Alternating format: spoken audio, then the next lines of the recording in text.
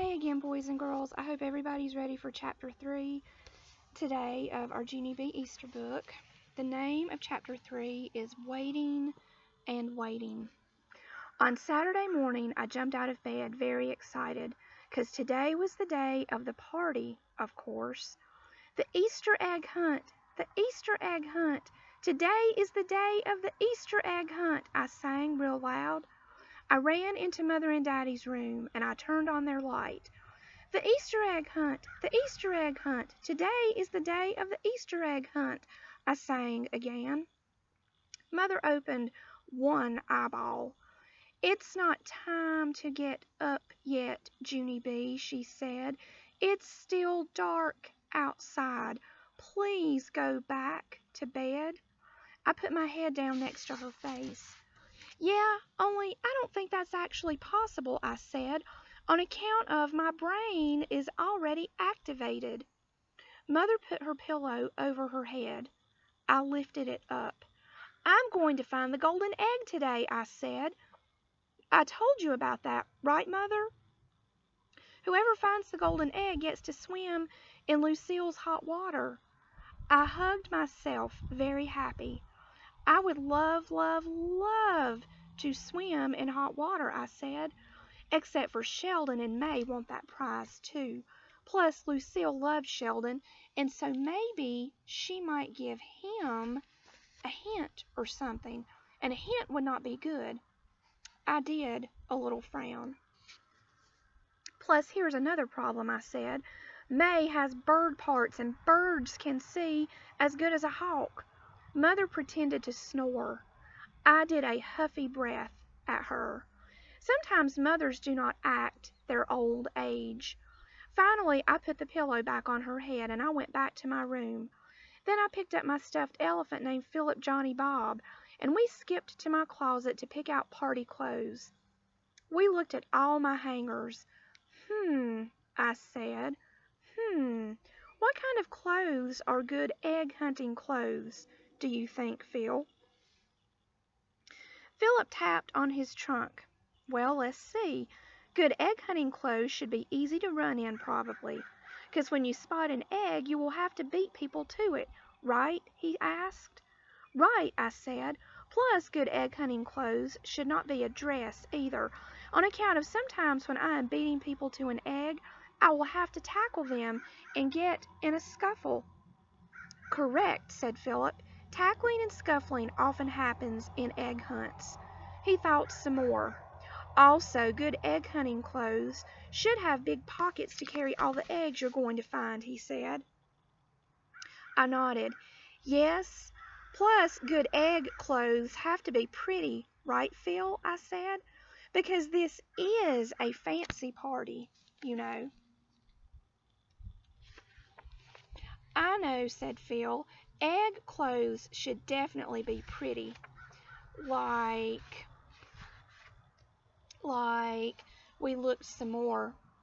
Then, both of us spotted the pretty clothes at once, like those brand new lavender overalls that Mother just bought. We shouted real joyful. Phil threw himself way high in the air. Yes, the brand new lavender overalls will be perfect, Junie B., 'cause lavender is exactly like purple, almost. And purple is the color of your favorite glasses. He flung himself in the air again. We are a genius at picking egg clothes, he said. Yes, we are a genius, Philip, I said back. I cannot lose the egg hunt in this perfect outfit. After that, I quick put on my lavender overalls, and then me and Philip ran to the window, and we sat down on the floor. And we waited and waited for daylight to come. The party was supposed to start at lunchtime. There was going to be a picnic before the egg hunt. That information was printed right on Lucille's fancy invitation. I read it to Mother and Daddy at breakfast. A picnic lunch will be served on the grounds before the event, I read. I smiled. I enjoy eating on the ground, I said. Mother laughed. Oh, I don't think you'll be eating on the ground, Junie B., she said. Grounds are what rich people call their lawns and gardens. I got down from the table and looked outside. Do we have grounds? I asked. Mother rolled her eyes and looked at Daddy. Heavens, no, Junie B., she said. What we have is weeds and crabgrass. Daddy sucked in his cheeks at her. Weeds and crabgrass is an issue, apparently. After breakfast, I waited for it to be time to leave. It was the longest morning I ever saw. Then finally, Daddy said it was time to go. And so I ran to the car lickety-split. Lickety-split is the grown-up word for zippity-fast. It took forever to get to Lucille's house. We drove and drove and drove. Then, at last, we turned down Lucille's long driveway. Lucille's house! Lucille's house! We're finally at Lucille's house! I shouted out. I leaned my nose against the window. Remember when I came here last year, Daddy? I said. Me and my friend Grace spent the night at this place, and I ate dinner and breakfast with her rich, expensive Nana. Then, oh my goodness, I saw her. I saw the rich, expensive Nana. She was standing there with Lucille's mother and Daddy and brother. They were welcoming all the cars. I opened my door and I ran to her. Well, well, well, we meet again, Nana, I hollered real happy. Then I hugged my arms around her middle, and I tried to lift her off the ground, only she didn't actually budge that good. I stepped back and looked at her. The Nana had put on a few pounds, I believe. After that, I tried to lift her again, but this time she took my arms away.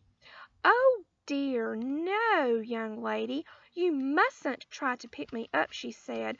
You'll hurt yourself. I looked at her kind of puzzled. Yeah, only I'm not a young lady, Nana, I said. Look, see, it's me. It's Junie B. Jones. I pointed at my face.